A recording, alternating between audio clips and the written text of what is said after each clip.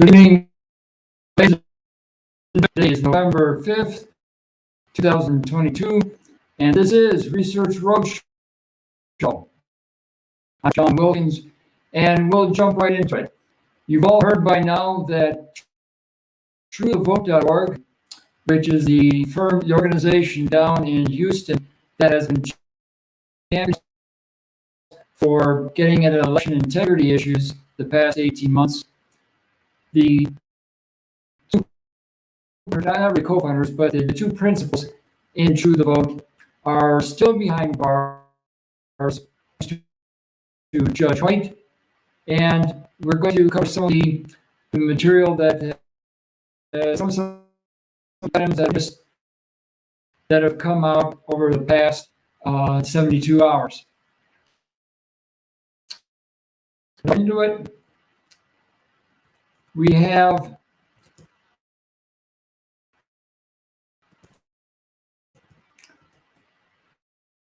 back up a bit. Mr. Eugene Yu, the CEO of Konnech Solutions, and by the way, Konnech is still operating in most of the counties that we mentioned. The Konnech Solutions has contracts with all, and despite the material that has coming out, thanks to True the Vote, very with Konnech. We'll get into that towards the end of the show. We have everyone knows that the situation is not ideal. It's looking very Italian, if you will. Not because people get on stage and you know, they wave their hands and they talk with their gestures, but I'm saying it looks Italian from the standpoint of non-U.S. grew up outside the territory, having incredible influence over local elections. And I'll pull up a couple examples here.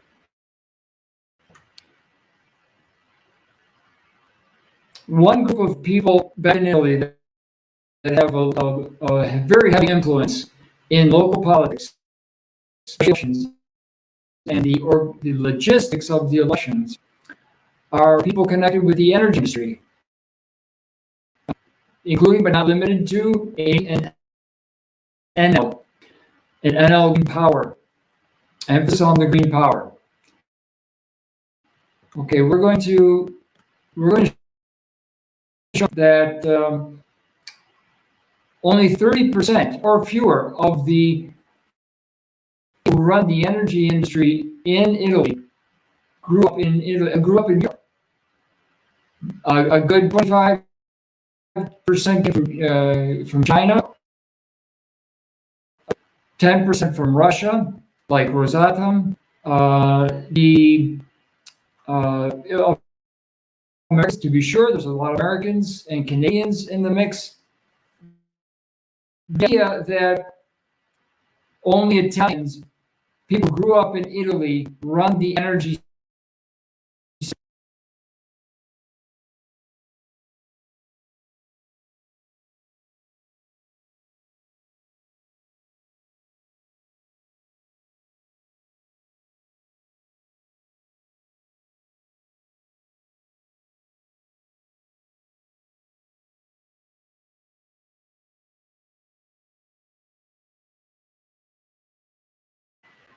Until recently, we did not know much about Mr. Eugene Yu's family in the U.S. or maybe back in China. We don't know for sure about relationships back in China.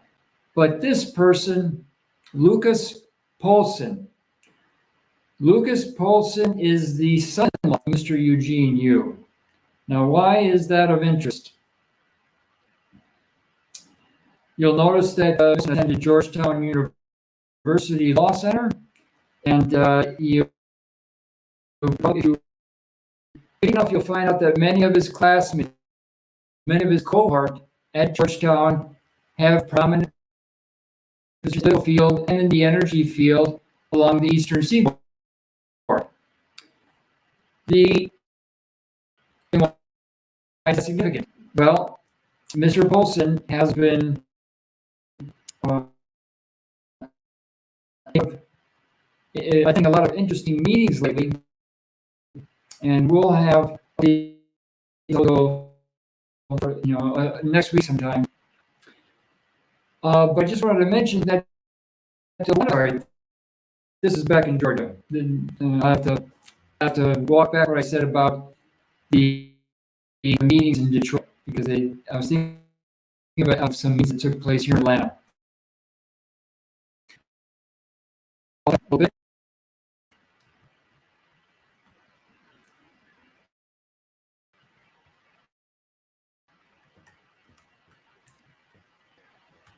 All right, Georgetown is going to come into our story many times tonight, or at least 3 times.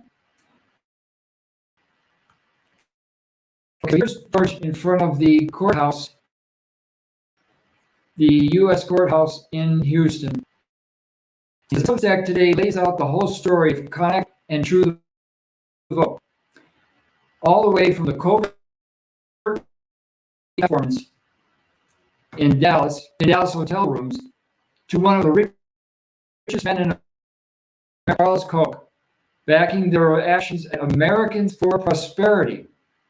Now, I met with some people from Americans for Prosperity in Ohio back in February, and they seemed nice enough about Patriots. But as we dig deeper into the True the Vote case, I'm losing faith in Americans for Prosperity. I'm wondering maybe it doesn't say prosperity for Americans. It's Americans for Prosperity, so it could be Americans for the prosperity of prominent Europeans or prominent Russians. We'll see. All right, to George's Twitter. For very few, this is one of the things that gets me kind of upset when I think about what it means to American.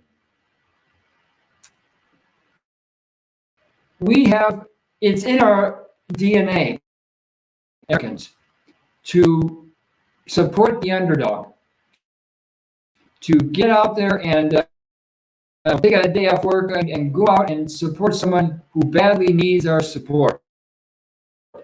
I've done it in Minnesota, back in Ohio, that I grew up with, has at some point taken a day off work, go support a cause. And here, outside the courtroom, these 2 ladies are putting Catherine Engelbrecht because they believe that she should not be held charged, and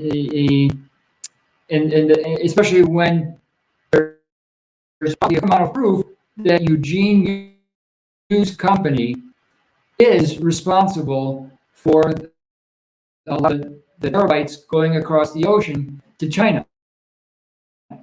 Not that there's no terabytes going to Italy or to other countries on the other side of the Atlantic. But people outside the courthouse protesting Catherine Engelbrecht's and this kind of upsets me. I mean, it really upsets me. George Webb's Twitter again. The unbelievable connection between True the Vote, Fred Eshelman, Americans for Prosperity, Charles Koch, and the committee assigned to Congress for COVID storytelling. Okay, the name Charles Koch, one of the 2 famous Koch brothers, both MIT graduates, should raise an eyebrow, because up until now, most, if not all, of the names that we heard were related to Democrats, elected officials on the Democratic side of the aisle, or the prominent Democrats, members of the DNC. Charles Koch and his brother were not Democrats. They were mostly, they mostly favored Republican candidates. Okay, and the group at MIT that they frequented was mostly Democrat, but it was close to 50-50.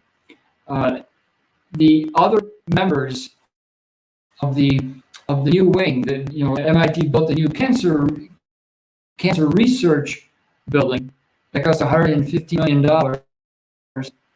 and the two brothers were major funders of that. I don't know if they came up with the whole 150 million, but they came up with a good percentage of it. And three of the other top funders were Republican. So this idea that election fraud is all Democrats and biological laboratories, because we at Neighborhood News, we helped to uncover, along with the fact that then President Obama, Senator Obama, was going back to Ukraine to set up these biolabs with State Department oversight, State Department funding. So it must have been we heard a lot of feedback from subscribers that, the biolabs must be run by Democrats. We have to get rid of this idea that only Democrats do bad things, or things that American voters would not approve of if they were fully conscious, or if all the data was available to them. That idea, the left-right Hegelian dialect, has to go away if we're going to have any success here. Okay. Again, going down through George's Twitter,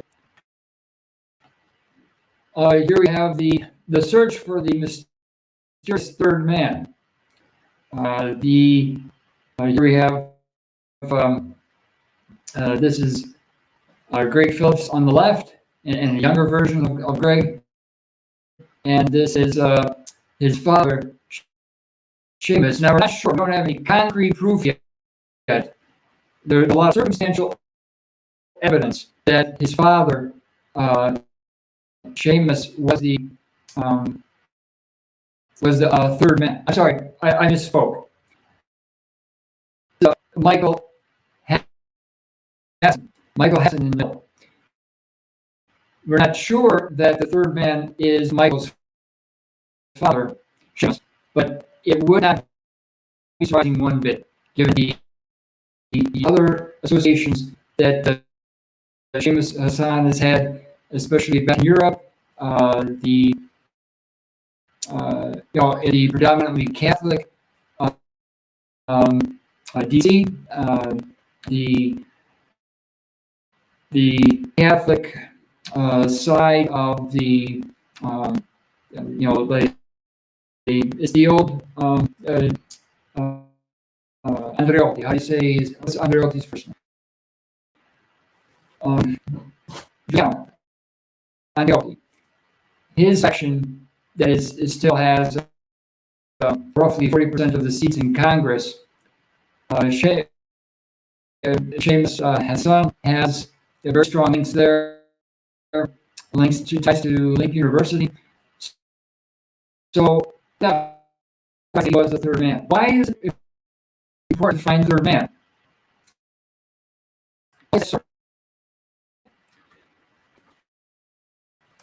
Here we have a case where Catherine Engelbrecht was charged not with a crime per se, a crime of procedure, because she would not reveal the name of the third man in the Dallas hotel room, and the Judge Hoyt demanded that she do so, and so she refused, so she was held in contempt. But the reason they got the contempt of court charge to stick was they accused her of being a publisher, and so she was not entitled to the right to the average citizen. She, as a publisher, because she appeared in a few podcasts, she had to come forward with this information. Anyway, what I'm trying to get here, my main point tonight, is that it's going to take a lot of hard work to go through the court to obtain transcripts, as George did. George had to go into the courtroom and get get photographs like the one on the screen in order to and send these back to here the Greek to get them to start digging, to start the research process. Without this boots on the ground hard work, and the people going to the library and looking at microfiche and looking at microfilm, we're not going to get the data we need to not only get Mrs. Engbrecht out of her situation, county by county, the election officials in every county to clean up. To take hard work. There is no shortcut. Let me say that again. There's no shortcut. It's going to take organizing with other people in your neighborhood, taking some of the threads that Research Roadshow and other groups will give you, and following those threads and pulling on it like a sweater, so that you in your county, you have the hard evidence to go to your Board of Elections and say, why is Konnech still operating in this county? All right, let's pause there for a minute and do.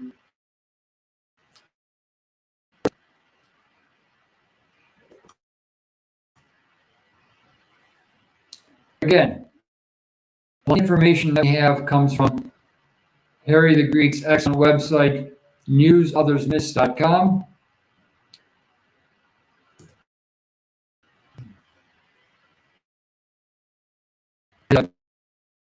His sister website, brassballs.blog.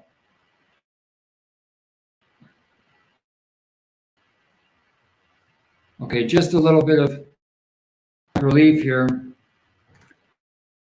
It's getting, and this is the comedic part, it's very, very hard to share information. Has seen a 95% drop in traffic. 95% drop in traffic, even though he continues to have a bombshell story. That means that the algorithms used by Facebook, Cambridge Analytica, and Twitter are getting much better. They're getting better, faster. We can collect the interesting tidbits of information. So, talking about this 3 weeks ago on his show with Peter Duke, and Peter Duke. So George, how is it out there? It's bad, right? He said, oh yeah, Peter, it's real bad. And he said, how bad, George? And George said, well, it's getting so bad, Peter. I everything they can with me. They're throwing everything they can possibly throw at me. Deliberately taking down my Twitter or canceling your show. About getting off of YouTube now. They've thrown kitchen sink, and a few hours later, walks into Twitter headquarters carrying the kitchen sink. Now I'm not sure if the kitchen sink. I don't know. It could be. It's supposed to be a little humor. Let's get back to the serious stuff. Again, there are no shortcuts. It's going to take hard work, informed hard work. Directed. You see, everyone's in every county that I'm familiar with, there's a lot of small groups of 20 or 30 people, but they're all over the map.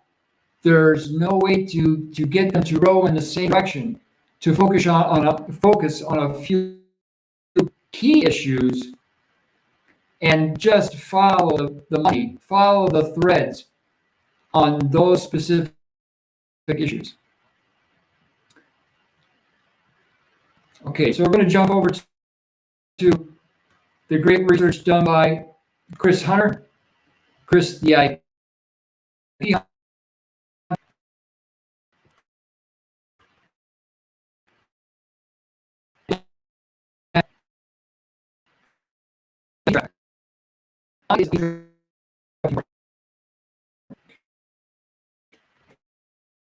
order to establish a relationship, such as a laboratory in laboratory in Boston.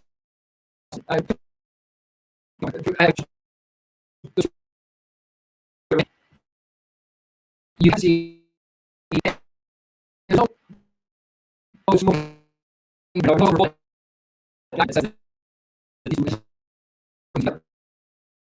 which is VIP trap because that's what they have this insurance.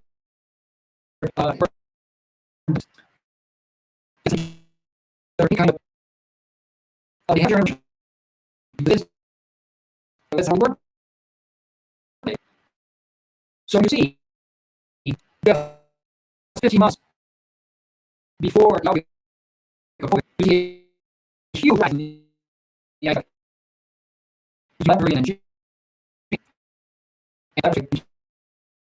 Cambridge, Massachusetts. You know that's something that's good. They ever on something because the usually journal has not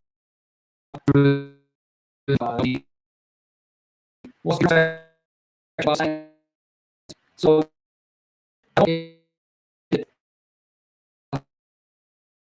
on. The fact that they're keeping it secret, it tells you that something not pretty is coming down the pike. So in this case, here we have the IP traffic, the return time for connections between open and agencies and entities across the globe, including China. Now keep in mind, the deputy DA for Los Angeles has said and arrested Mr. Eugene Yu for the largest data breach in U.S. history. Those are his words. The largest data breach in U.S. history. So during the 2020 elections, there was tons of traffic between Konnech servers in LA County and other parts of the U.S., other countries, especially to servers over in China. And these are just a few that Chris the IP hunter was able to put together for a few hours. Where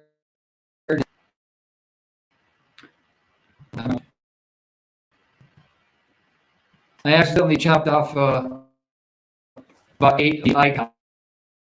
But some of these icons pertain not only to like a storage warehouse, but those IP addresses belong to entities owned by the Chinese military. That should give you pause for concern. So what I'm getting at here is that there is data available to support the claim, the NDA's claim that Konnech was sending terabytes of data back to China, and specifically for the 2 million poll workers that Konnech Solutions provides their solutions for, their software or it doesn't specifically, in the Los Angeles DA's case, it doesn't accuse Konnech of all the votes of tipping the scale in favor of one candidate or another. It says that there was a brief poll worker data, and that information could be used against, at a future point in time, against each of those poll workers, as we'll get to on Tuesday when I talk about ESG. Anyway, kudos to Chris for showing all of these links. But all of this data that Chris is only a way to give us, the researchers,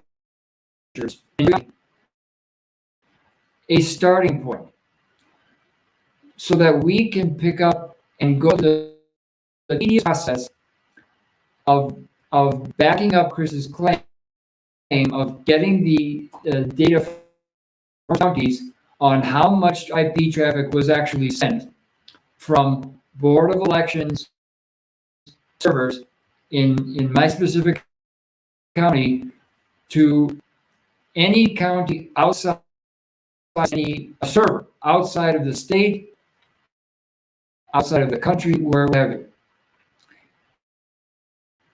This alone, the information that Chris alone can provide to any one county is very limited. It gives a basis as a starting point. He can give you some hints about which IP addresses to start looking at. So, how to look for a fake MAC. He can only provide the tips and tricks, but you in every county have to do the work. That's what I want to underline.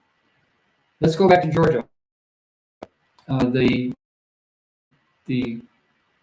IP traffic in cases in Georgia.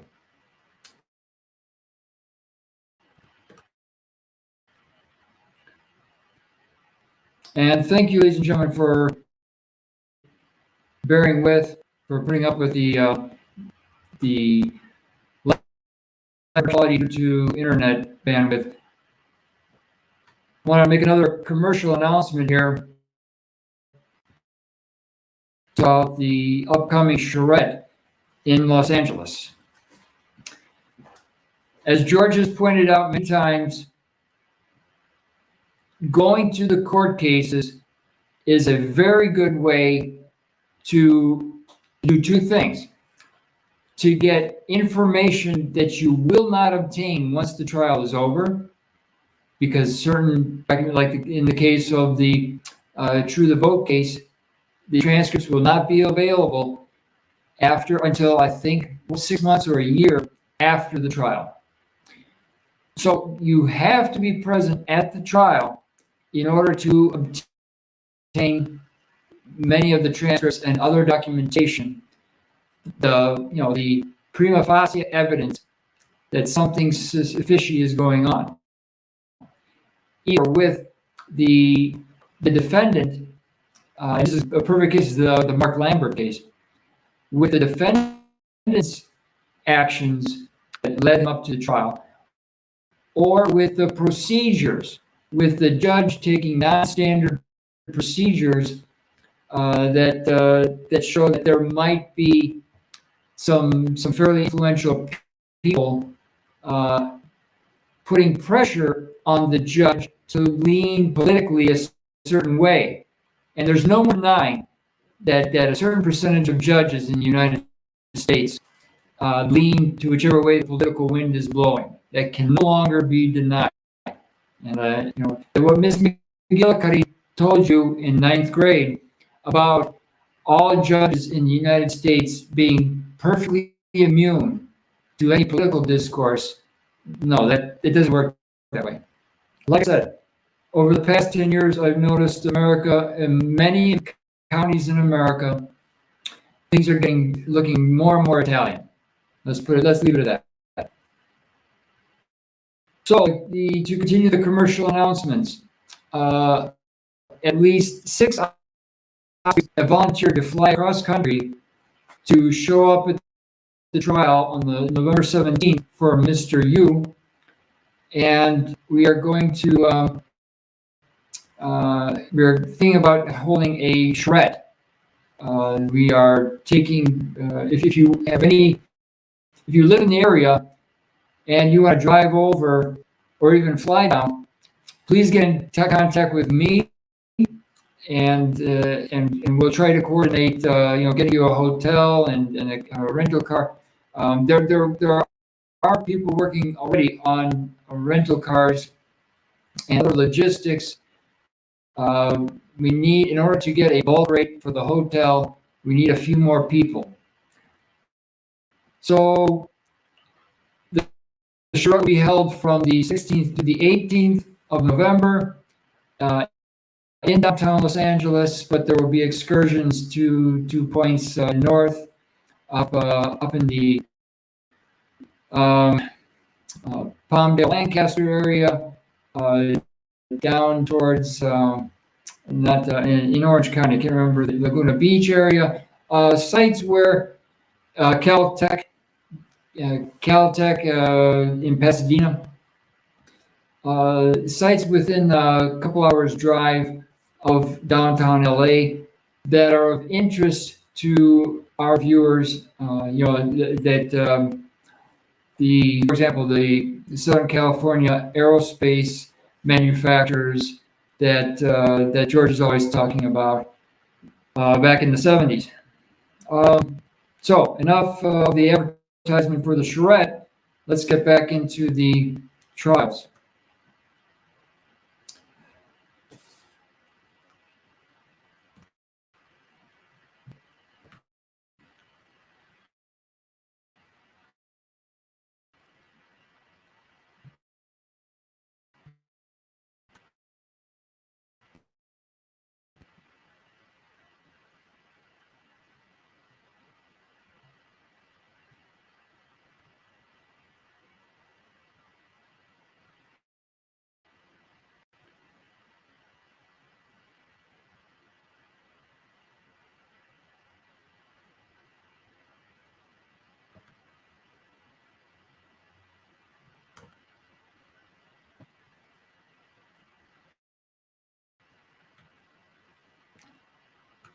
All right.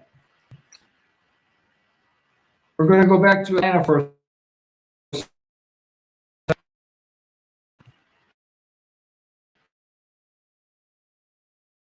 This road show, and we are covering two trials, two significant trials, and both of them together for Harry the Greek constitute the biggest story that he's ever covered. Konnech Incorporated versus True Vote, and trial for embezzlement of Mr. Eugene Yu.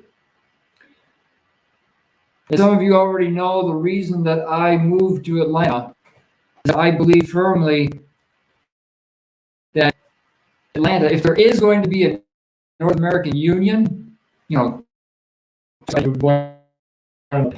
Canada and United States combined into one economic union, just the European Union. The headquarters, or the principal city of the North American Union, is going to be Atlanta. I'm very well convinced of that, and I knew that in order to be effective as a citizen journalist, I had to be boots on the ground here in Atlanta. So we have the elections coming up in Fulton County in 3 days, and already a significant percentage, I don't know if it's 20 or 25%, but a significant number of voters in Fulton County have already cast their vote, either through absentee ballots or through mail-in ballots. The first signs, the first indications are that more people than usual are voting, more than back in 2020. That's good in the sense that it shows a higher sense of civic duty, but it could be bad if you read between the lines in Harry's story. I'm sorry, I didn't even put it up on the screen. So, as I presented on Thursday night, a group of U.S. citizens here in Fulton County attended a special session of the Fulton County government working with a delegation from the Carter Center. The Carter Center is a nonprofit that has very strong ties to the United Nations. It actually has a permit from the UN inside it, and through the members of the Communist Party that are observing the election process here in Fulton County. So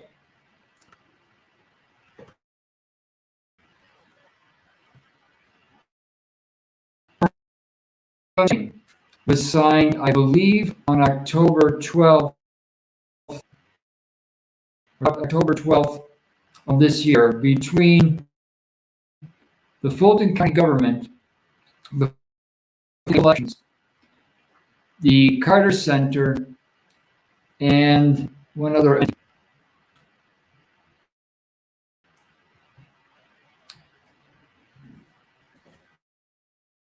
So here, let's go to Harry's article.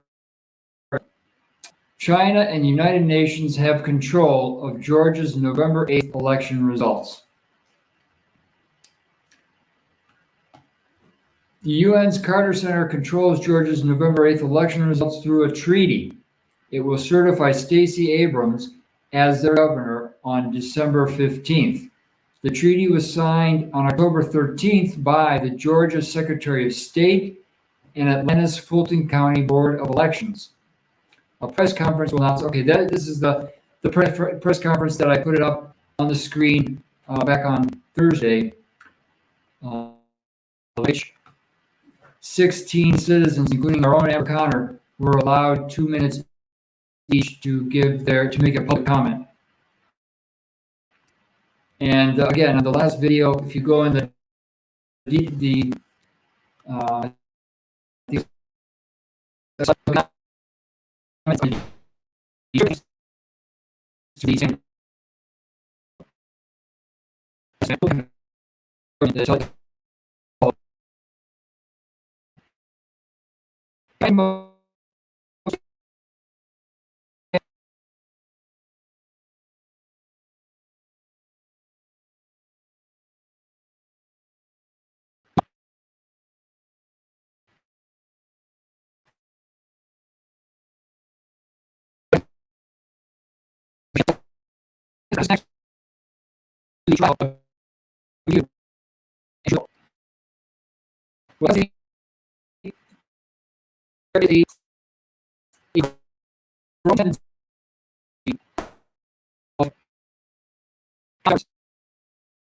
to invite nations, authorities, and help citizens. And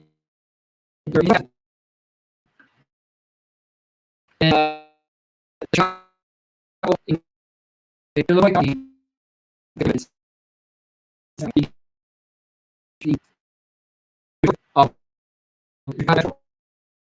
in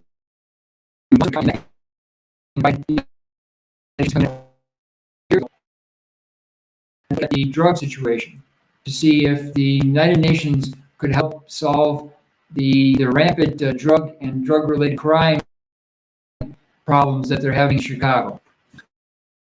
And Harry the Greek also at the time a number of very good articles describe why it was fairly un-American. It goes against the American DNA to have foreigners come over to try to solve our urban issues. It is something that is anathema to me. When I was growing up, I would never have thought of a blue helmet coming in to solve the problems. We had local police, state police, the judicial system were all completely functional, we wouldn't. It was a bizarre idea that some foreigner would have to come in and help us because we're not a third world country.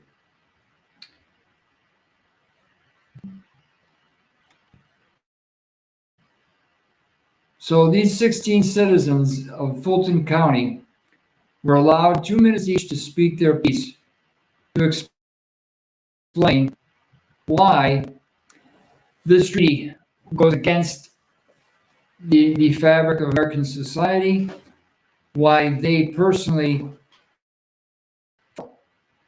that they as citizens had the standing to be allowed to view the MOU, and that once it was viewed, if they would have the final say on whether or not each line, each paragraph in the treaty was constitutional or not.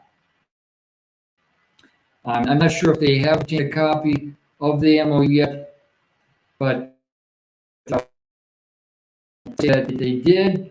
However, unfortunately, I just received word about an hour ago that one of the people involved on the government side was in a very bad accident, and well, accidents happen to everybody. Right outside yesterday night, there was an accident right outside here.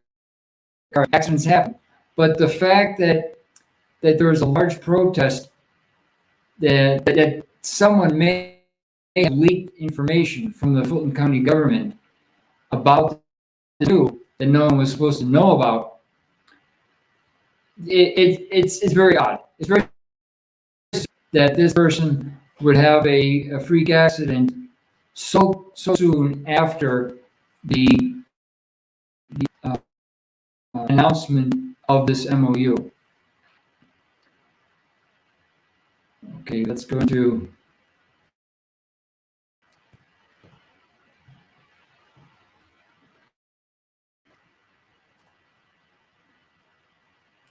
okay. Let's go back up to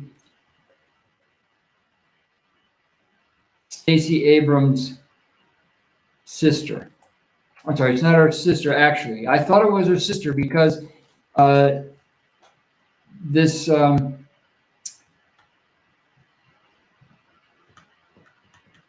Allegra, I can't remember her last name now.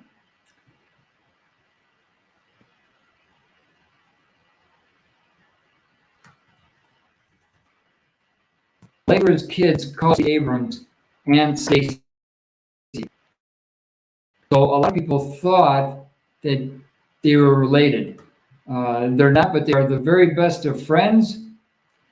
Allegra Lawrence Hardy is a lawyer, and she is the head of Stacey Abrams' campaign for the midterm elections. Why is this important?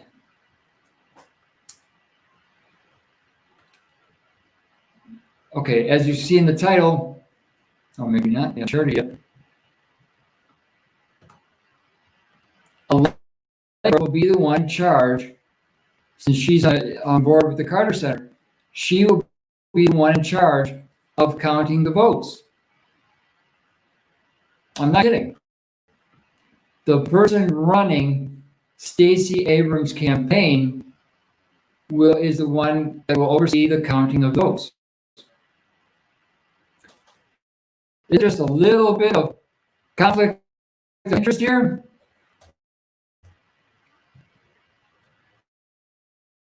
Okay, where is one?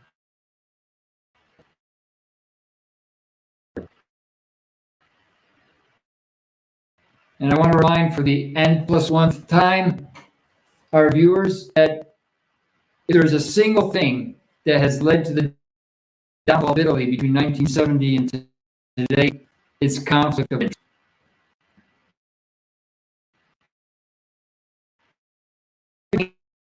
Is in charge of counting her votes for Georgia midterm election.